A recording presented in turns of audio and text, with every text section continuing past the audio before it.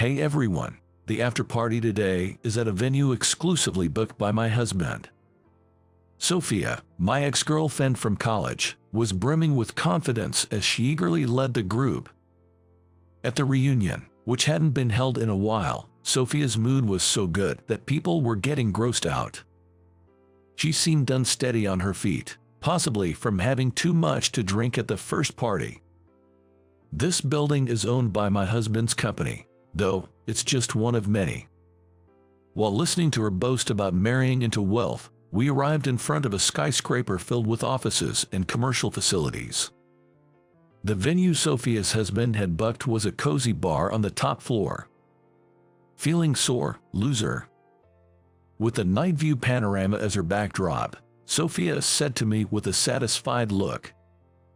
Unable to bear the low-level farce any longer, I retorted to Sophia with a serious face. This whole building belongs to me, you know? My name is Brandon Taylor. I am 28 years old and run a company. It's the era where young CEOs are celebrated, but honestly, I never thought I'd be involved in running a company. In fact, my father was a president, but he was just the owner of a small construction firm. Moreover, it went bankrupt due to the onslaught of major corporations. My father decided to close down the construction firm around the time I was studying in the engineering department at university. Originally a high school graduate carpenter, my father worked hard and obtained his architect license. He opened an architect office cum construction firm when he got married to my mother. His business gradually expanded due to the high-quality work he did, which was well received locally, but it eventually went into the red due to the major housing manufacturers moving in.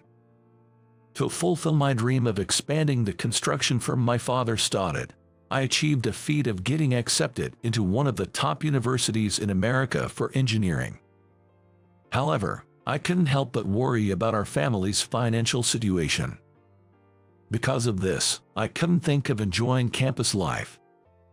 So, after graduating high school, I told my father I would work at the construction firm instead of going to college.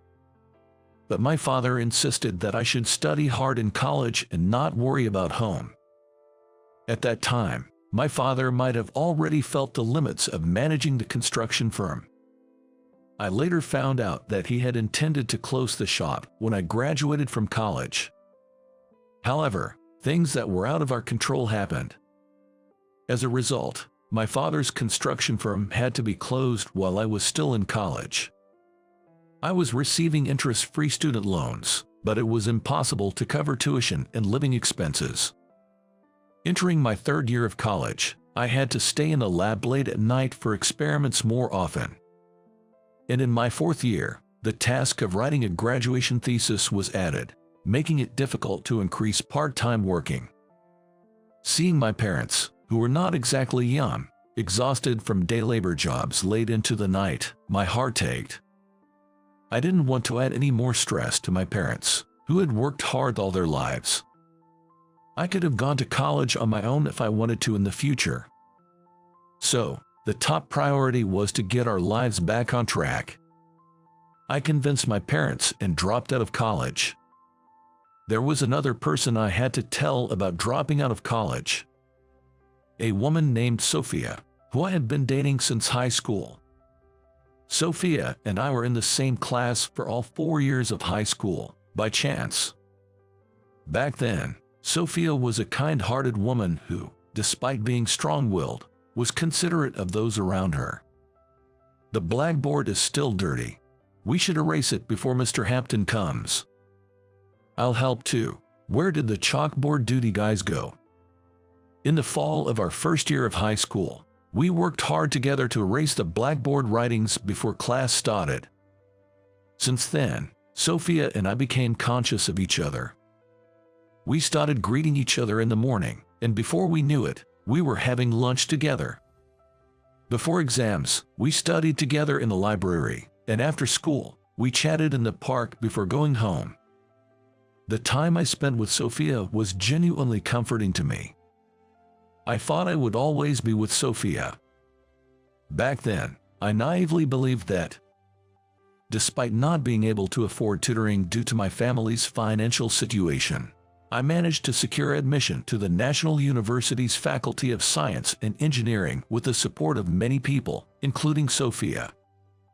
Sophia was the happiest about my acceptance. "Brandon, that's amazing. Not just anyone can get into that university, especially the engineering faculty. With your intelligence, you're bound to make a big splash in the world of engineering." Sophia's excitement seemed a bit over the top. Getting into university isn't the end goal, it's just the beginning. Just because I got into a prestigious university doesn't mean I'll automatically achieve high social status or a high income. The world isn't that easy. "You're exaggerating. I'd be happy just doing a job I'm interested in. I'm thinking of taking over my dad's construction firm. Above all, I want to put my parents at ease as soon as possible." You can't waste such an opportunity. Ending up just running a construction firm is so lame. You should aim higher. With an engineering degree, you might even earn an annual salary of $100,000 and live in a high-rise luxury apartment. While I was happy that she was so excited for me, it also made me feel uneasy. She completely ignored my feelings for my parents. Sophia's interests seemed to focus solely on superficial things like academic performance, social status, and income. Sophia, who was good at making conversation and always positive, pushed me forward when I tended to be negative, making me feel better. I didn't read too much into it and eventually forgot about my concerns. Sophia went on to study at a private university's Faculty of International Studies. We continued to date whenever we could find a time. I broke the news of dropping out of college to Sophia at a local diner. After some idle chat, I told Sophia about my future plans. I've decided to quit college at the end of this year. With my dad closing the construction firm, it's a bit tough to come up with the tuition. At this rate, I won't be able to write a decent thesis. I reported in a deliberately cheerful tone to avoid sounding too tragic.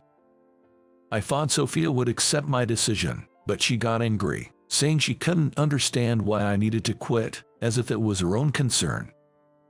"Why? There's no need for you to quit. If it's hard to pay the tuition, you could apply for a scholarship. There are private scholarships that allow multiple applications, and there are programs to support students whose family financial situations have suddenly changed." What Sophia said wasn't wrong. However, I'm not the type who can efficiently juggle various tasks and responsibilities. I feel cornered when I think about the burden on my parents. If I increase my part-time work, I won't be able to focus on classes or research. I'm not as versatile as you, Sophia. For now, I need to find a job for the sake of living. If you graduate from university, you can get into a good company. Her voice echoed loudly in the restaurant. Embarrassed, I looked down. She must have been expecting me to work for a major company and earn a high income. My decision to drop out dashed Sophia's hopes. That's why she tried to convince me to reconsider. "I'm sorry I couldn't meet your expectations. Thank you for everything since high school. I was happy being with you, but we have to end it today." "Why? This is so sudden and unfair. I'm dropping out of college, which means I'll only have a high school diploma. I won't be able to earn a high income or achieve a high social status. You don't like men like that, right? It wouldn't be fair to you to keep dragging this out. You're pretty and smart, so you'll find a great guy in no time."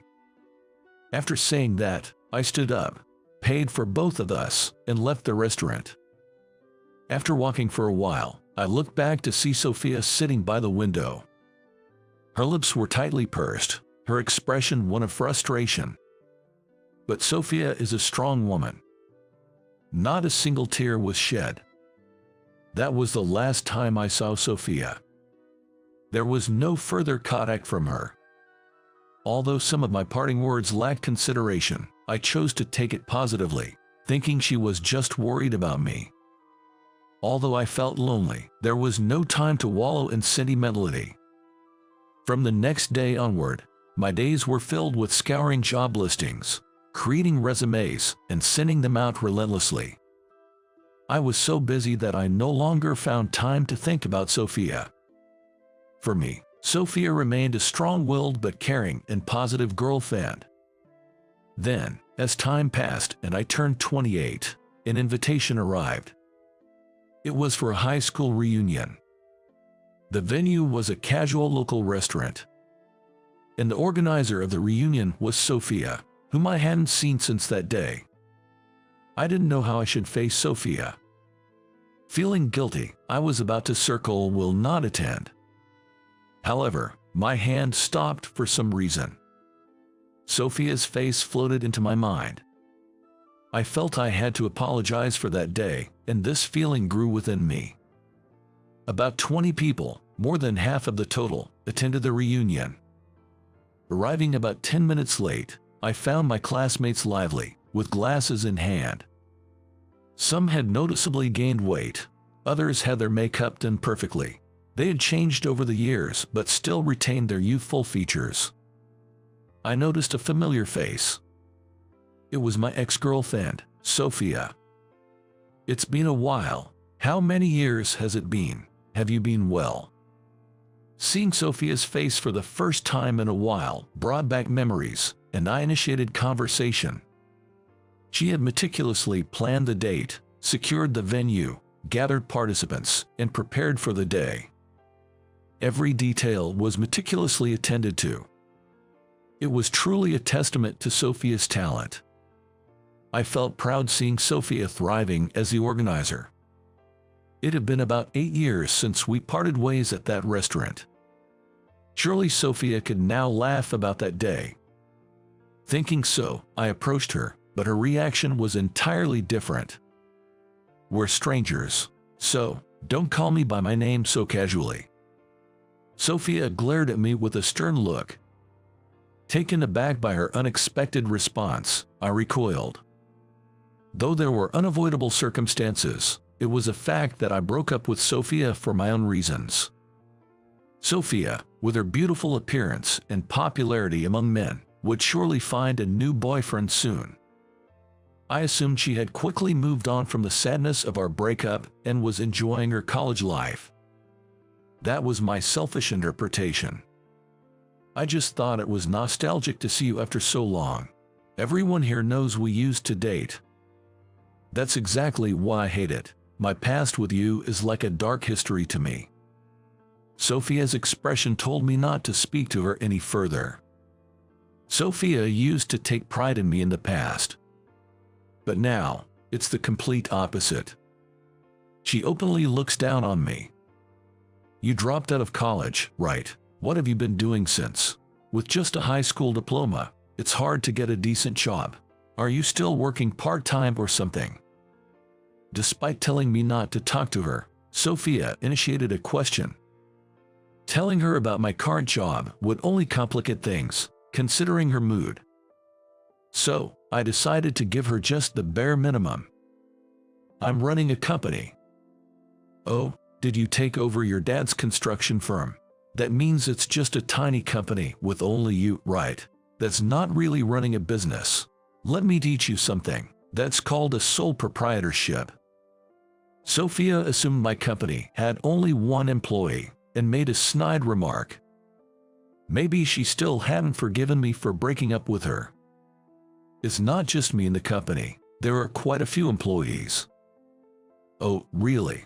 More than 100 employees. I doubt a high school dropout running a construction firm would have that many. More like over 1,000, I guess. Sophia's condescension made me inadvertently reveal the truth. Then, Sophia burst into laughter, seemingly in disbelief. In our student days, Sophia's laughter brightened my heart. But now, it was nothing but irritating. I wanted to cover my ears. Sophia wasn't laughing out of joy, but out of scorn. It was a laugh that brought discomfort, a mix of derision and mockery. If you're going to lie, you might want to do it more convincingly. Telling such obvious lies and embarrassing yourself is so like you, Brandon.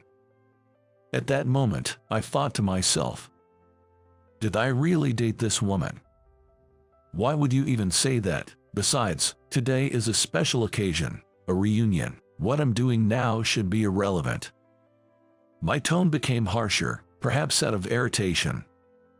There's nothing more embarrassing than being seen by classmates arguing over such petty matters. Regaining my composure, I looked around. Fortunately, my classmates were engrossed in reminiscing, paying no attention to Sophia and my conversation. If you can't believe me, I'll give you my business card. I reached for my business card that I always carry with me. But Sophia waved her hands frantically, stopping me as I was about to take it from my inner pocket. Stop it, will you? You're just trying to sneak your contact information into the conversation.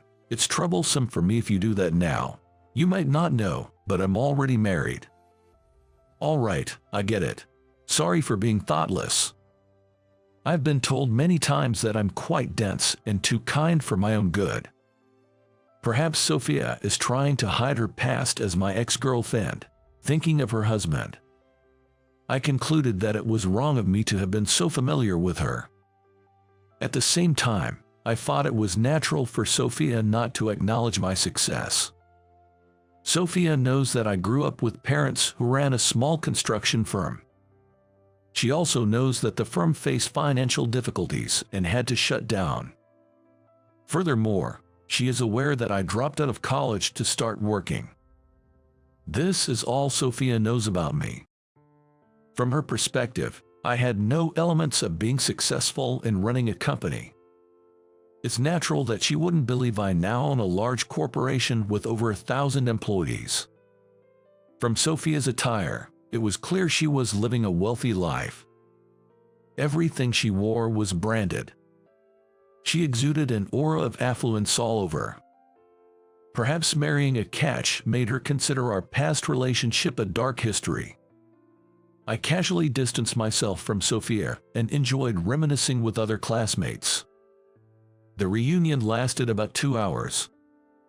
The enjoyable time passed in the blink of an eye.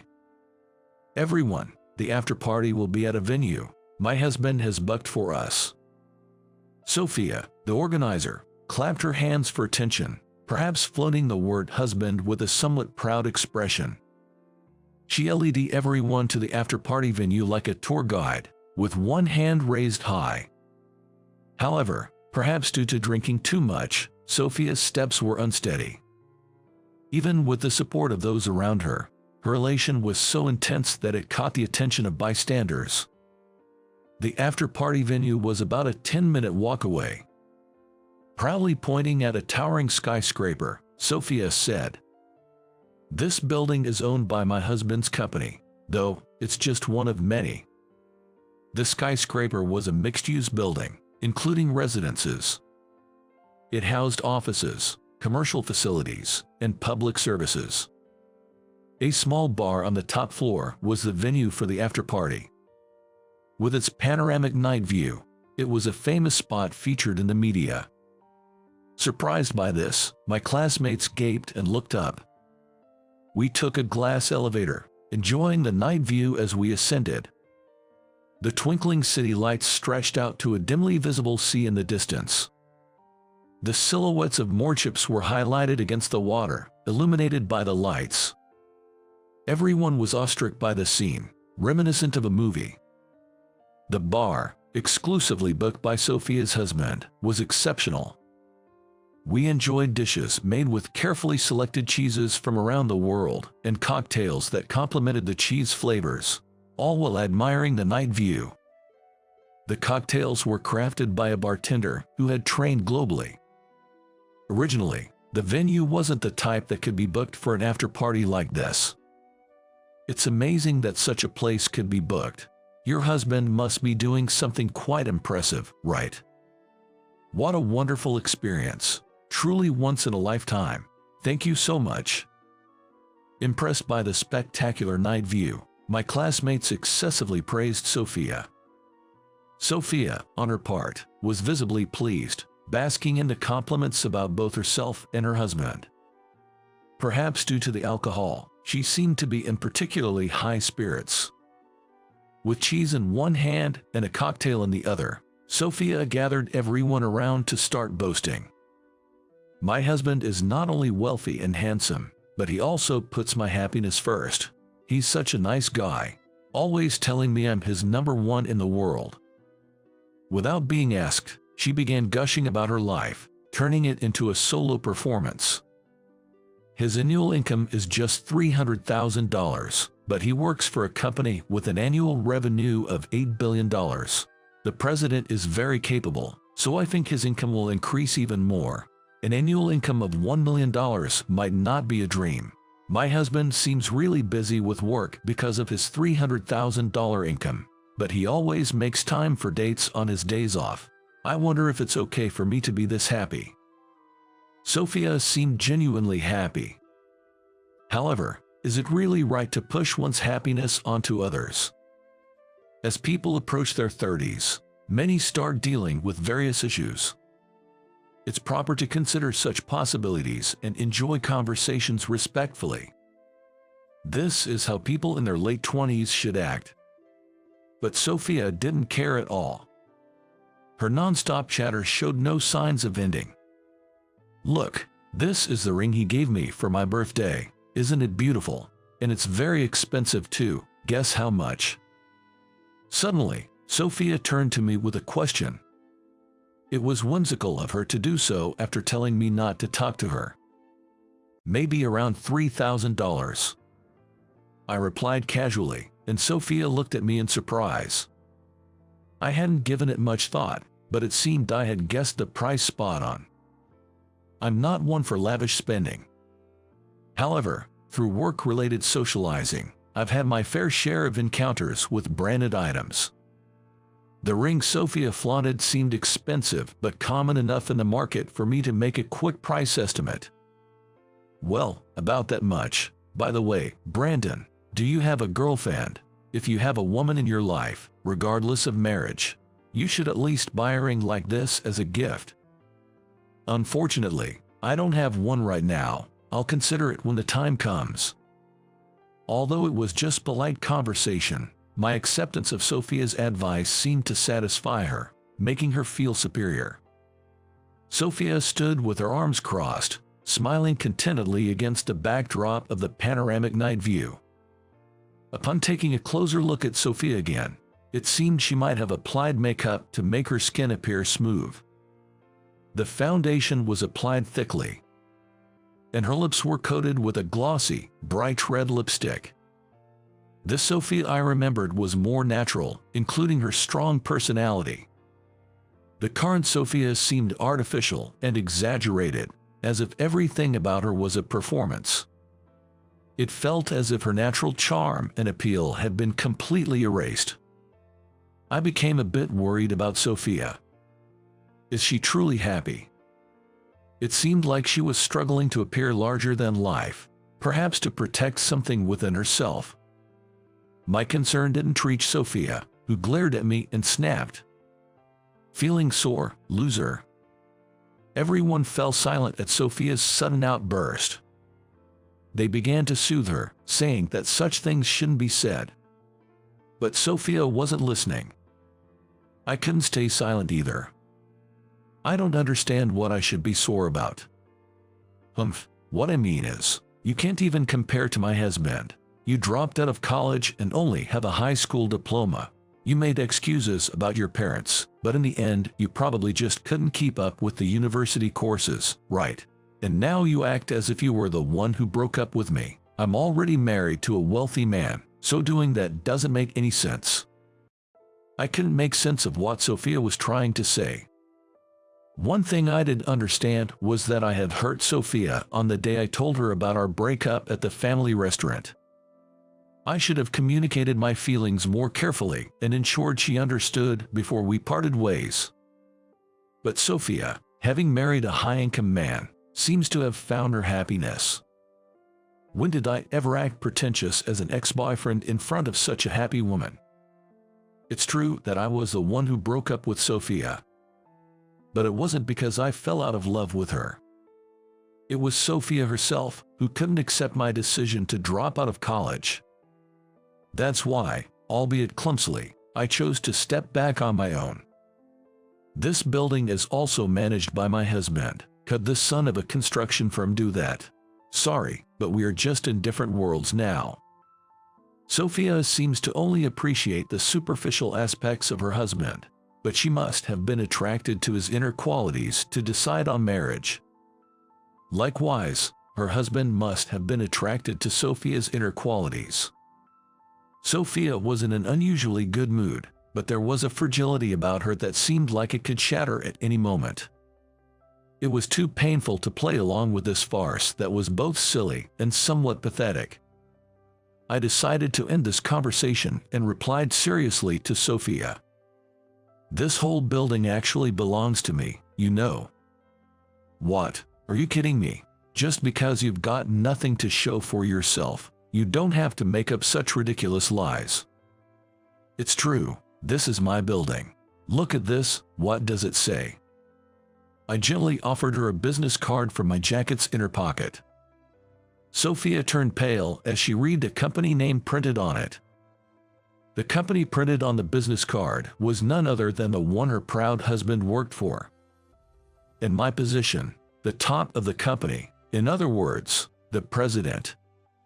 Sophia noticed that the husband she had been boasting about endlessly was actually an employee at my company.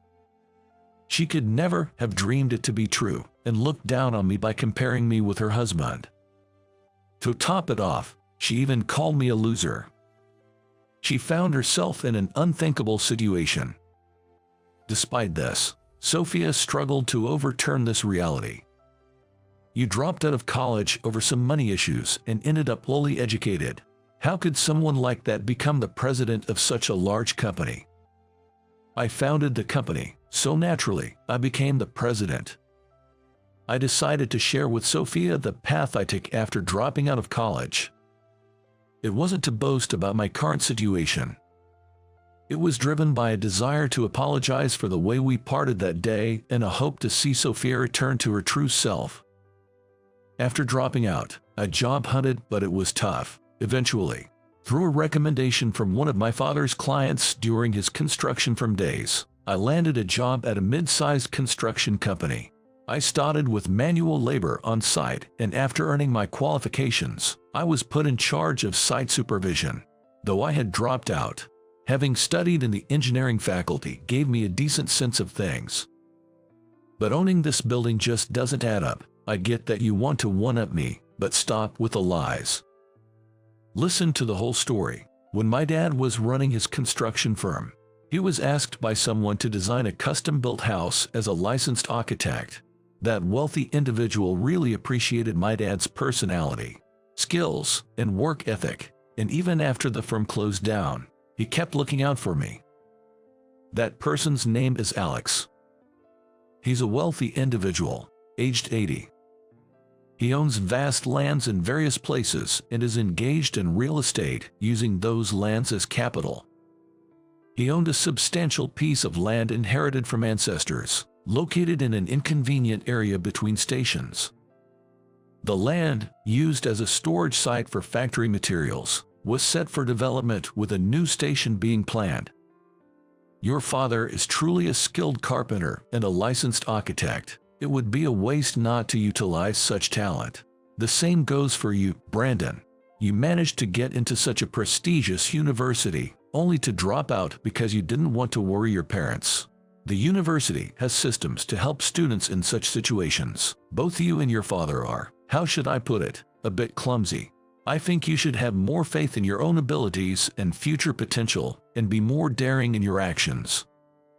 Hearing Alex's words reminded me of Sophia. She said something similar when she heard about my decision to drop out. Dropping out is a waste, and there are ways to solve tuition issues.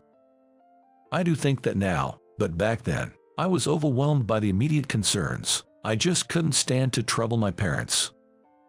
The main point is, I'm nearing 80, and that land is going to be my last development. I have a proposal for you. I've always loved your father's sense of design in buildings. They might look ordinary, focusing on convenience and safety, but if you observe closely, you can see individuality shining through in various places. The house I live in now, your father designed. Might look simple, but it's really comfortable. My kids and grandkids love it, and they practically live here during the holidays. I have a desire to create a comfortable space on that ancestral land where one can live with peace of mind. I'd like you and your father to take on this project. That's impossible. Not to mention my father, but I can't handle something like that. It's time to stop running away. Brandon, you can definitely accomplish this.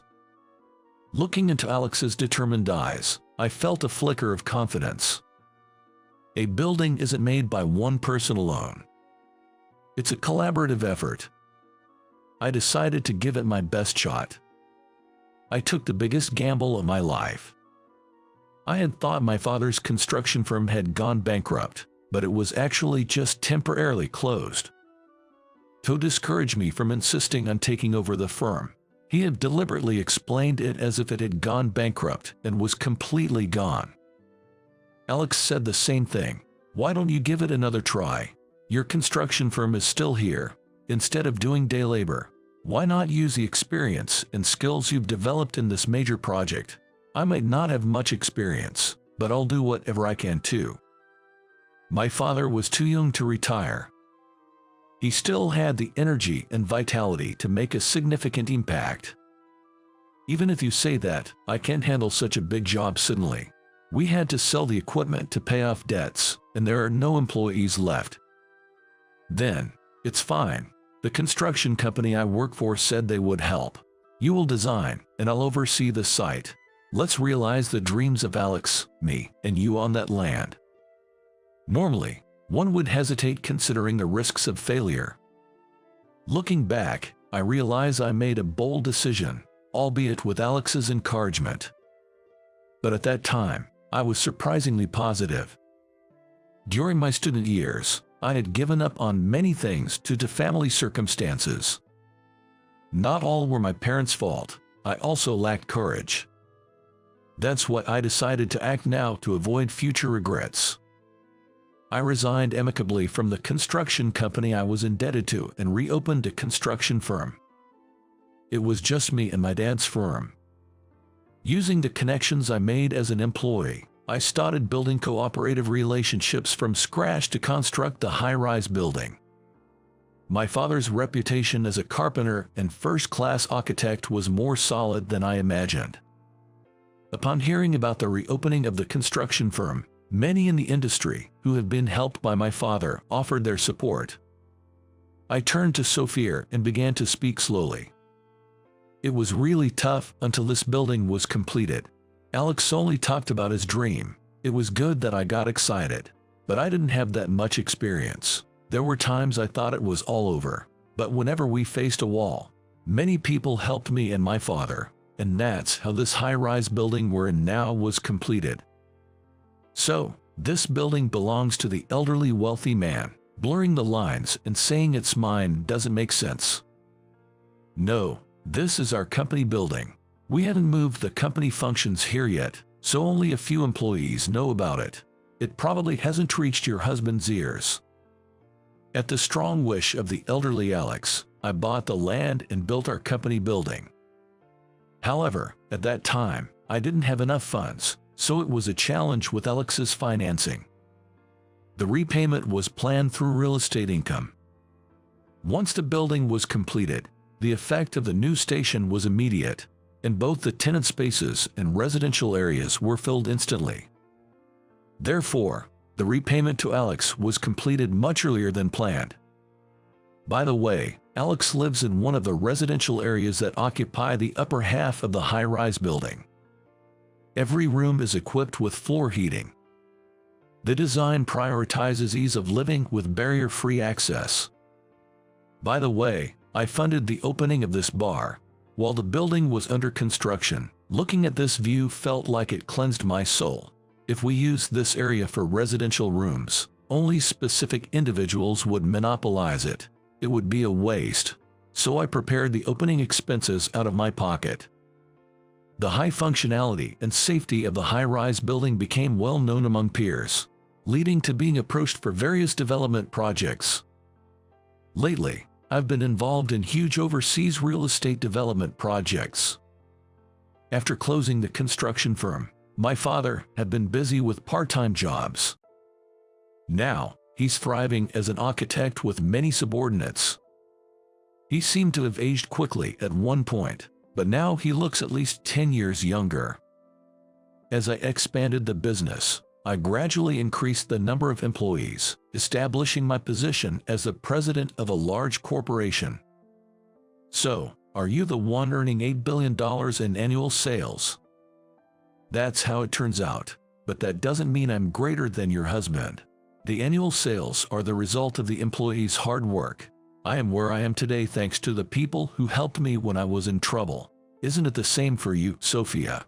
Your current life is the result of your efforts, but it's also thanks to the support of your parents who raised you and your husband who works hard every day. Wouldn't you be happier thinking that way? My words left Sophia speechless. Then, suddenly, she started to cry big tears. It might have been about 10 minutes later. Finally, Sophia regained her composure. Then, little by little, she began to open up about her feelings. In high school, I had confidence in myself, thinking I could do great things without any real basis. After graduating from university, I applied for jobs abroad to utilize my language skills, but there were so many people who could speak foreign languages, and I didn't achieve the results I had imagined. Reluctantly, I worked as an office worker at a local company, and I felt really miserable at that time, although it was just my perception. That's when I met my current husband through a marriage agency. I wanted to escape my situation quickly, so when I heard he had a high income, I felt lucky. Plus, he was very kind, so I felt very comfortable being with him. I thought I wouldn't feel miserable even if I became a housewife, but when I was alone at home, I felt emotions I had never experienced before. I wondered if I had ever done anything to be proud of or what value I had, and I became increasingly negative. I felt powerless and incapable without my husband. That's when I remembered you, Brandon. Being dumped by you was really frustrating. The miserable feelings from that time came back, and I just didn't want to lose. Sophia said that and looked down. The after-party then came to an end. A year later, as I was on my way to a meeting, an employee stopped me. "Excuse me, President Taylor, I'm sorry to bother you when you're busy. I'm Jason, Sophia's husband. My wife asked me to pass on a message to you." He was about 10 years older than me, with a short stature and a round, amiable face. Though his demeanor was quite different from Sophia's description, I could tell he was a good-natured person right away. Although the start time of the meeting was approaching, I was concerned about Sophia. So I informed my secretary I'd be a bit late and decided to listen to what Jason had to say. Sophia was over 6 months pregnant. They had been trying for a child for a long time, and being a full-time housewife, she had become somewhat reclusive. To lift her spirits, Jason, stretching his finances a bit, would buy her luxury brands and take her on lavish overseas trips. Sophia boasted of a yearly income of $300,000, but in reality, it was less than $100,000. It became clear she had exaggerated her story to make herself look better. She's resting at home now since it's a critical period for the pregnancy, but once child-rearing eases up, she plans to study language and pursue her dreams. Despite appearances, my wife lacks confidence in herself, and that's why I want to support her dreams. That's great. Sophia is, she is very capable. As I stumbled over my words, Jason showed a simple smile. I think so too, and there's one more message she wanted me to convey.